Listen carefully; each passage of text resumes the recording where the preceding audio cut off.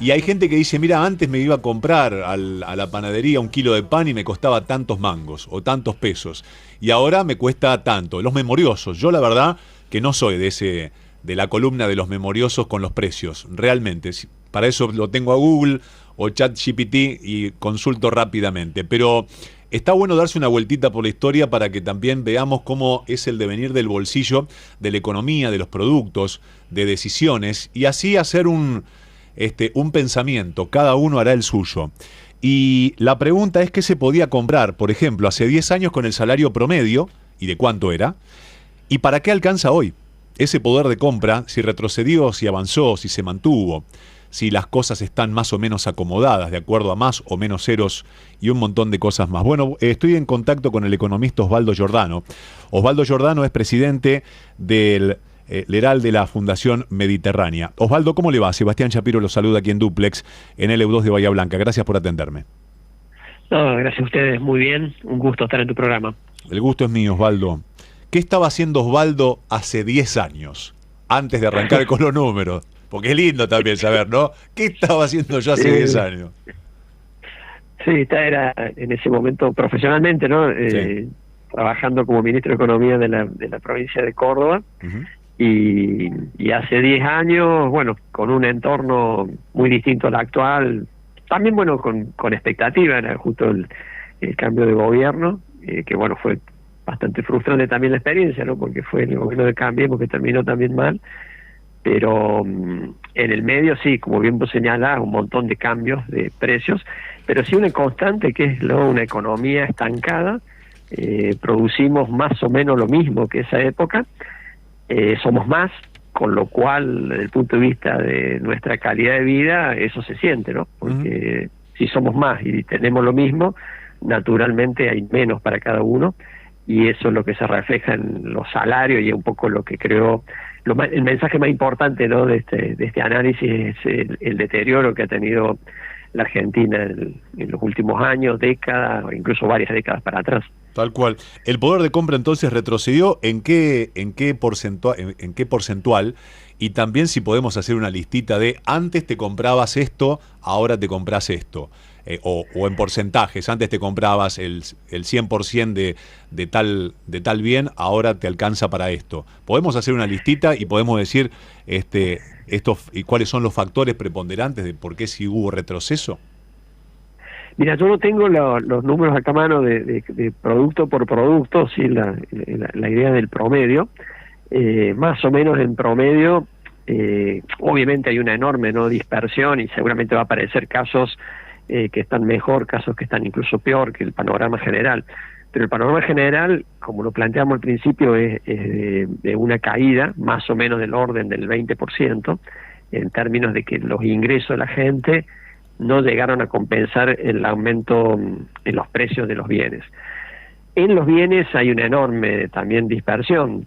Por ejemplo, hace 10 años los servicios públicos, fruto, ¿no?, de muchos controles y regulaciones, estaban relativamente baratos, por lo cual para el bolsillo de la gente era más fácil, ¿no?, afrontar el pago de la luz, el gas, la nafta, etcétera, que en la actualidad, donde los precios se han sincerado, se han liberado, y eso cuesta mucho más.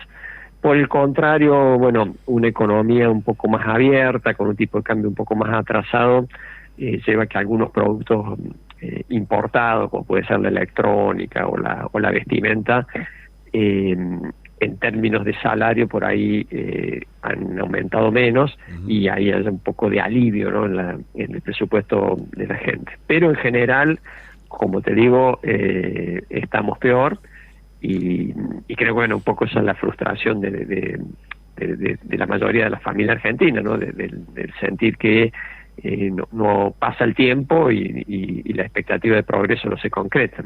Tal cual. Coyunturalmente, o cuáles son los factores que económicamente a la Argentina han hecho que ese valor del poder adquisitivo haya disminuido considerablemente para usted, cuáles son los que siempre son común denominador. Y recién dijo algo que que hasta fue motivo de campaña y siempre es motivo de campaña. Si regulación sí, si regulación no, o si regulación a medias, porque si no se invierte, si no hay calidad. ¿Y qué querés con esta calidad si lo que pagás de servicios son 2 mangos y en el interior se paga una fortuna? ¿Por qué siempre se da esa misma discusión y nunca se despega? ¿Cuál es sinceramente el cascabel que hay que ponerle al gato y nadie quiere? Mira, de lo coyuntural, en el sentido de, bueno, los últimos meses, año y medio, lo que vimos fue, ¿no? Ya con el anterior gobierno, en la medida en que la inflación se acelera, empiezan a caer los ingresos. Es decir, un gran enemigo, ¿no?, de los ingresos de la gente es la inflación. Es muy difícil en un contexto de inflación que los ingresos sigan el ritmo de los precios.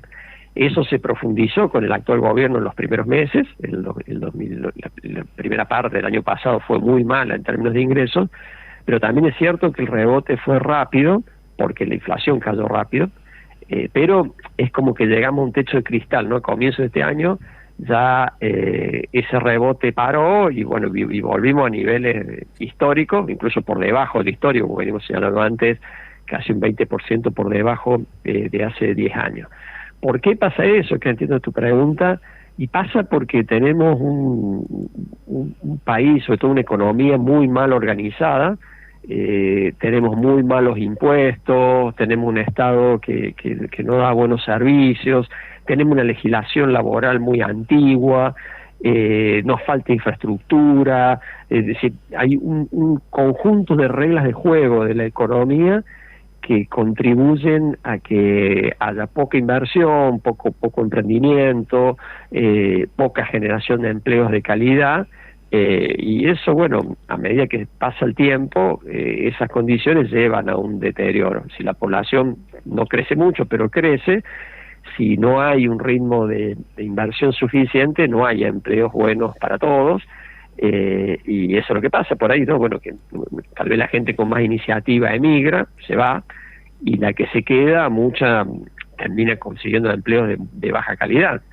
Es impresionante ver, ¿no?, las estadísticas de empleo en Argentina. Hace 6 años que el empleo está estancado, el empleo de calidad, ¿no? En una empresa privada, formal, cumpliendo con toda la normativa, somos más o menos unos 6 millones desde hace 10 años, y toda la generación de empleo ha sido o informal o monotributista, es decir, empleos en general de menor calidad y de menor remuneración. Pero la razón de fondo es esa, ¿no? Una economía mal organizada que genera malos incentivos, y por eso no logramos que haya la inversión suficiente como para que haya buenos empleos para toda la población. Y en cuanto a las reformas, por ejemplo, algo que a mí me parece, no sé si coincide, que se impone, digo, para despegar de esto que usted acaba de marcar, una reforma estructural impositiva y también en leyes laborales aliviaría un poco más y haría que flote hacia arriba ese número en cuanto a que se mejore, porque el que está escuchando del otro lado dice: mirá, Sebastián, yo tengo una pyme, tengo una empresa, yo estoy en permanente contacto con empresarios todos los días, y te dicen, hasta que el equilibrio fiscal me parece bárbaro, pero hasta que no se sincere un poco el tema impositivo y la carga que es monstruosa, que nos dejen competir mucho mejor, y también que haya una flexibilidad o un acuerdo laboral un poco más ecuánime para ambas partes, no salimos. Absolutamente, yo creo que ese es el punto medular. Es decir, el equilibrio fiscal es obvio, necesario. No podemos vivir sistemáticamente gastando más de lo que tenemos, porque si el Estado hace eso, emite, y si emite hay inflación. Pero además hay un conjunto de reformas imprescindibles. Por ejemplo, el tema de los recursos humanos, ¿no? Argentina era un país en el pasado que se destacaba, ¿no?, por la calidad de su sistema educativo. Hoy en Latinoamérica está de la media para abajo, de haber sido líder. Hoy los chicos, muchos abandonan la educación media, y los que se reciben tienen conocimiento insuficiente, no leen y no entienden lo que leen, o tienen muy bajo rendimiento en matemáticas. A eso agregarle una legislación laboral que fue, imagínate, diseñada cuando, qué sé yo, no había internet, entonces muy disociada, ¿no?, de la realidad de las empresas. Y yo creo, sin ser por ahí exagerado, que el tema tributario es central. Es decir, Argentina es un caso raro en donde quien quiere exportar exporta impuestos, es decir, dentro de sus costos tiene impuestos, cuando en el resto del mundo no los países subsidian sus exportaciones. En la Argentina las castigamos metiéndole impuestos como ingreso bruto, impuesto al cheque, tasa municipal, impuesto a los sellos, o lo mismo, ¿no? Quien compite con un importado se encuentra en una enorme desventaja, porque el producto importado entra sin impuestos, entra sin el impuesto al cheque adentro, sin ingreso bruto adentro, sin impuesto al sello adentro, mientras que quien se juega a hacer el mismo producto en el país tiene que cargar en sus costos todo eso, y por lo tanto se le hace muy difícil competir. Entonces, el tema del ordenamiento del sistema tributario es fundamental, sin desmerecer que también es importante las otras reformas que mencioné, pero hasta tanto no hagamos eso, yo creo que vamos a seguir hablando de lo mismo, ¿no? De que los ingresos no crecen, que las oportunidades laborales no crecen, pero de que un país que no genera oportunidad de progreso. La última, y le agradezco que me haya atendido, Osvaldo. ¿Cómo ve el plan económico de este gobierno? Con dos variables, con lo que propone, con lo que ha hecho en este lapso y con el arrastre que ha recibido. Mira, yo creo que el gobierno recibió a un país en una situación muy crítica, que no la había generado exclusivamente el anterior gobierno, pero la había agravado el anterior gobierno. Creo que no es exagerado cuando se dice que estábamos al borde de la hiperinflación, y en ese sentido no hay que quitarle mérito, ¿no?, al hecho de haber superado esa instancia, ¿no?, muy estresante que hubiese sido para la sociedad, volver a caer en un periodo de hiperinflación, y por el contrario, ¿no?, haber hecho logros muy importantes en términos de baja de la inflación en base a un enorme esfuerzo, ¿no?, de equilibrio fiscal. Pero creo que, bueno, esa es una parte importante y muy relevante de la historia, pero creo que faltan otras cosas que son las que hablábamos recién, ¿no? Lo poco que se ha hecho en materia de reformas estructurales. Ya estamos casi a cumplir 2 años, y en esos 2 años, si bien se hicieron reformas más bien periféricas. Seguimos teniendo este sistema tributario muy malo, esta legislación laboral muy mala, se han agravado algunos problemas, como por ejemplo la deficiencia en la infraestructura, que es crucial para la actividad productiva, y allí yo creo que se ha mostrado, si bien las particularidades, ¿no?, de la situación política en que estaba el gobierno, en un gobierno con mucha debilidad en las ambas cámaras del Congreso, con ningún gobernador de su partido, era difícil. Creo que hubo también, esto se potenció por deficiencia en la capacidad de gestión política. Es decir, bueno, si estoy en minoría, tengo que ver la forma de, bueno, cómo por lo menos parte de la oposición me apoya en los cambios, y creo que era una posibilidad y que lamentablemente no siempre se logró en algunos casos, porque se hicieron algunos cambios, pero en este último año, sobre todo en el presente año, ha sido más bien todo confrontación e incapacidad, ¿no?, de seducir a parte de la oposición para que apoyara reformas. Lo mismo con los gobernadores, porque es importante que las reformas las apoyen los gobernadores. Creo que ahí también hubo una falla, ¿no?, de cómo seducir gobernadores para que sigan la misma tónica, ¿no?, de transformación.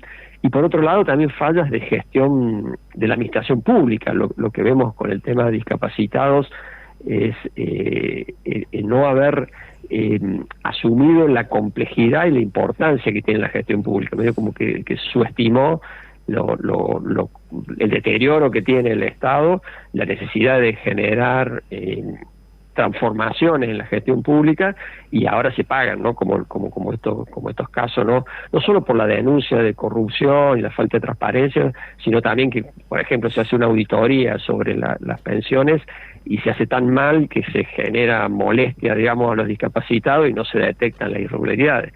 Eso es fruto, ¿no?, de no haber valorizado e invertido en mejoras en la gestión pública, y yo creo que eso, bueno, son los saldos pendientes, mejorar la gestión política y mejorar la gestión administrativa del Estado. Osvaldo, le agradezco infinitamente que me haya atendido. Gracias a usted, un gusto, y hasta la próxima. Buenas tardes. El economista Osvaldo Giordano, presidente del ERAL de la Fundación Mediterránea, hablando de qué se podía comprar hace 10 años y básicamente que se ha depreciado entre un 20 y un 30% de 10 años esta parte, el salario con lo que hoy representa.